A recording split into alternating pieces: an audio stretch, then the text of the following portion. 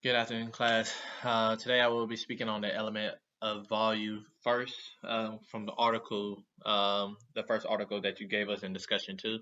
My first take on this was it gave me a very, clear mind understanding of what runs a company, what drives a company when dealing with customer service and dealing with, what's going to take the customers to the next level and how you measure success within the company. Um, First thing I want to speak on is 30 elements of value. These 30 elements of value is something that is pretty much broken down within the company. It has different attributes, different things that separate them. If they are winning in this level or different things like that. It's a pyramid of all 30. Of course, the highest one is the most efficient one. I mean, the company is doing well, exceeding above all that they need to. But these four things are broken down. These elements are broken down into four categories: functional, emotional, life changing, and also social impact. Um, with these four things, this category, these things are to increase the customer loyalty and also the revenue for the company. Um, Next, I want to speak on Abraham Maslow. He first started his model very similar to what they was talking about in the article in 1943. He had many success.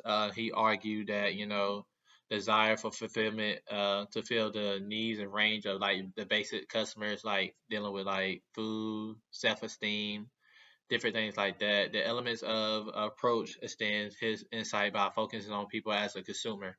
So pretty much, he really wanted to get to understand what the customer like and what the customer, wants to get out of the product. How can we keep appealing to that customer and pretty much describing the behaviors that relates to a product and the service. Next, I want to speak on some of the most powerful forms of value at the which I mentioned that are at the top of the pyramid. You go see many different attributes that relates within the company, but if you can excel in like certain ones, this can put you above a lot of the other ones, pretty much having like more of like a competitive advantage. I also wanted to speak on like um it's called when you grow on revenue. It was called the NPS, which is the Net Promoter Score. Usually, when you have many elements, like over a lot of elements that's selling high division, you usually have an NPS, which is like measures how well you are performing with customer loyalty and also, the company revenue growth. So having a high NPS is very valuable to your company. Next, I wanted to speak on like the more elements you have, the better your company is in as far as like how they performing on a national level compared to other companies. I know we spoke on when I read one, I spoke on Apple having 11 out of the 30 elements, which Apple is performing high. Apple is pretty much like one of the higher known brands. And with this gives them the competitive advantage over other companies, allow them to set prices that other people can't do because they are selling at a higher rate. They're being able to reach their customers in different ways. One thing that I took out of this when I read it, it was like companies doing well on multiple elements will grow revenue as fast at a fast rate than others. Strong performance on multiple elements does indeed correlates with closely with higher and substantive revenue growth. So pretty much, saying that if you are selling all these elements, pretty much at the top of the food chain, you're at your highest. And it's kind of hard to compete against you or even be able to set prices that you set. Everybody can't set the same prices in a market. For like example, Amazon. It was an example given that Amazon started Prime. Prime is that Prime gives you the ability get the product a lot faster than what normal people can do. It like it says 3 to 7 business days, but you get it in 2 days. So the price for Prime in early 2005 was probably like $79. But now Prime is at a higher rate now because because they pretty much reached out to the consumers benefits of what they wanted and being able to get that product to them faster, so they gain that trust. So the customer doesn't mind paying a little bit extra to get their products in 2 days instead of like 3 to 5 days. So building that trust within your customer and being able to just analyze what they want and what they need and building that relationship with them over the period of time gives them that comfort like, all right, you've been performing at a high level. I would pay that extra $5, that extra $10 to $15, different things like that. So that was pretty much the first take I got out of the first article about the element of value. But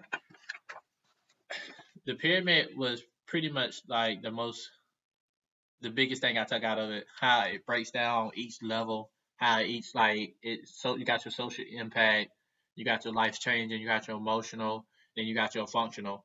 And all these different things kind of pretty much took a different value of showing like, all right, for instance, functional, you can save time, save money, different things like that. They had different categories breaking down what a company is doing well and what they're doing for the consumer to make it, the consumer experience the best it can be.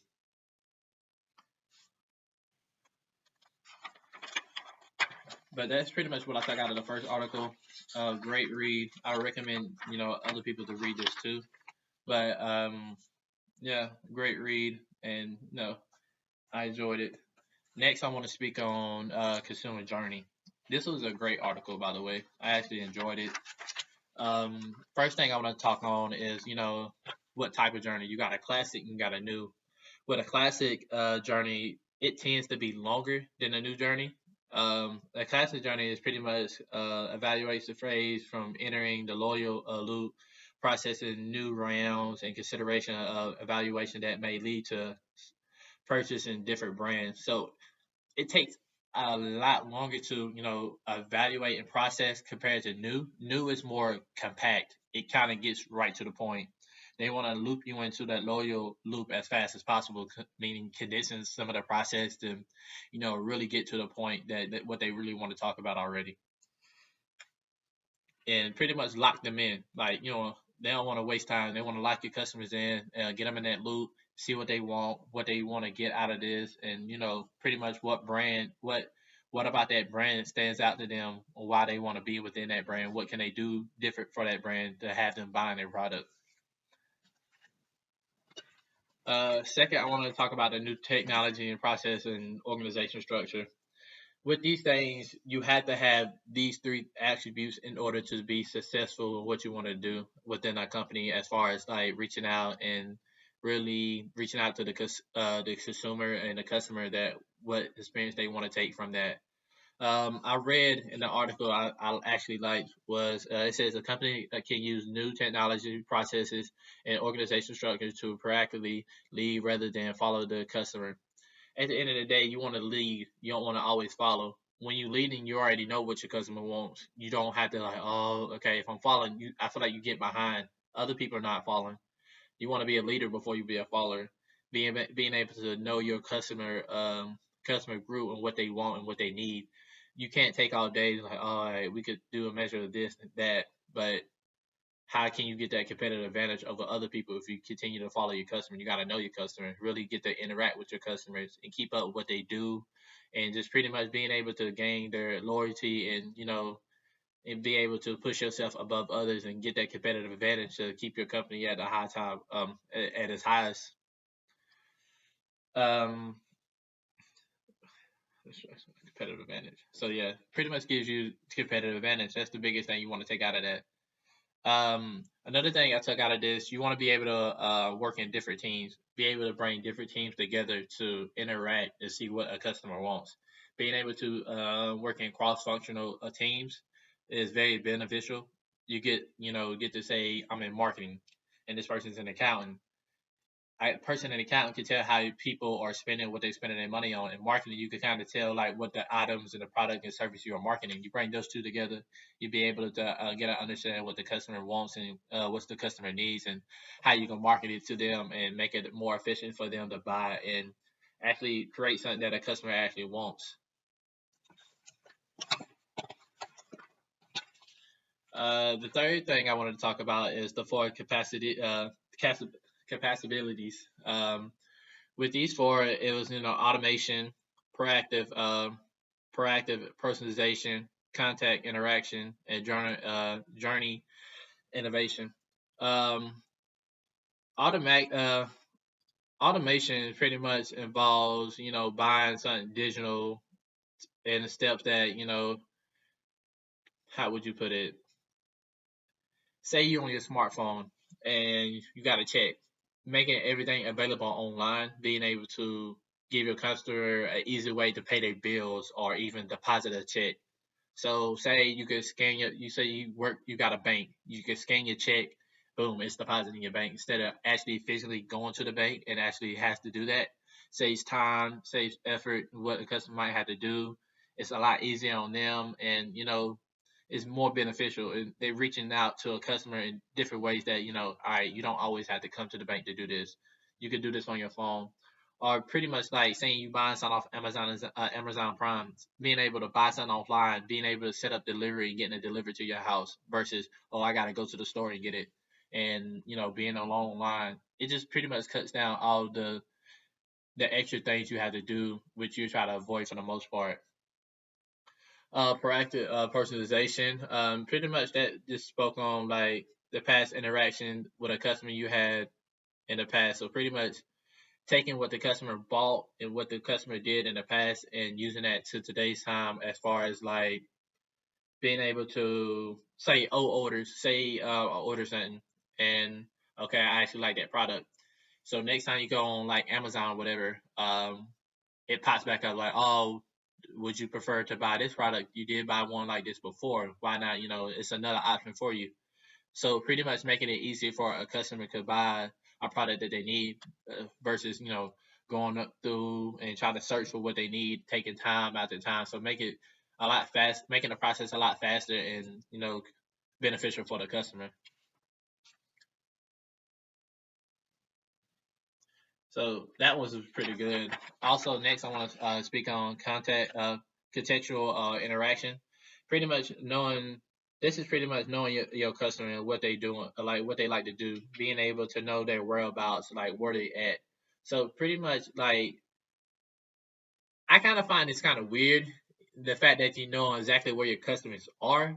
I always never been too big on like when you might be thinking about something in your head and it just pops up on the internet, or you might be, you might search it, but it comes back in your search history like, oh, do you want to search this again?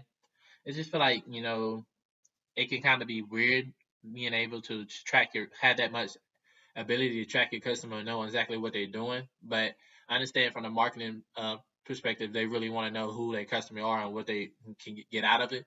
So pretty much it's just like it's customer service interaction.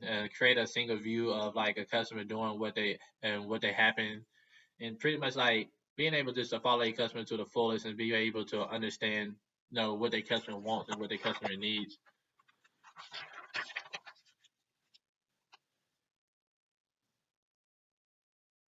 So yeah, that's pretty much what that is. And they gave an example like a person entering a hotel, like knowing where your customer are physically, like entering a hotel, or actually what they like to read, like what they review, like different products and stuff like that, and just pretty much keeping up with the customer from that perspective. Journey and innovation. Pretty much this is spotting opportunities to extend the relationship with your customer. So what else can we do to make your stay or make you feel more comfortable before you even before we even met you? Like how can we keep you as a customer? What can we do for you? Pretty much really getting to understand like what the company is trying to do for their consumers and how can we keep you, what kind of products can you like do you expect from us, and just to make your stay pretty much overall the best for you. Lastly, I want to talk about the organization structure. Every company must have an organization structure no matter what. Organization structure shapes the company. It pretty much builds the company from head to toe. So being able to have an organization structure, it keeps more peace, keeps everything more in line, and allows the company to function a lot better than being able, you all over the place and you really don't know like who do I report to? I report to this person. Oh, you might report to that person. Organization structure just pretty much cuts down on time consuming and pretty much dishing out responsibilities to certain levels and being able to, persuade and actually run an organization.